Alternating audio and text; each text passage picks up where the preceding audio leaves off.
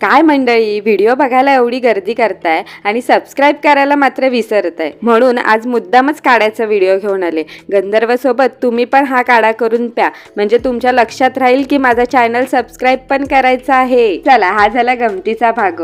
पण हा काढा जो मी करतेय ना, तो तुम्ही कोविडमध्ये नक्कीच कधी ना कधी प्यायला असेल. आणि यासाठी मी इथं घेतला आहे गूळ, थोडेसे खडे मसाले, कोरफड, आलं, अडुळशाची पाने आणि तुळशीची पाने आणि थोडीशी हळद टाकून पाणी टाकून हे चांगलं अर्ध पातेलं होईपर्यंत मी शिजवून घेतलं. हे सगळं गार झाल्यानंतर कोरफडीचा गर हातानेच काढून पातेल्यात टाकायचा आणि चोथा बाजूला करून काढा चांगला गाळून घ्यायचा. हा काढा मी खास गंधर्वासाठी केला होता.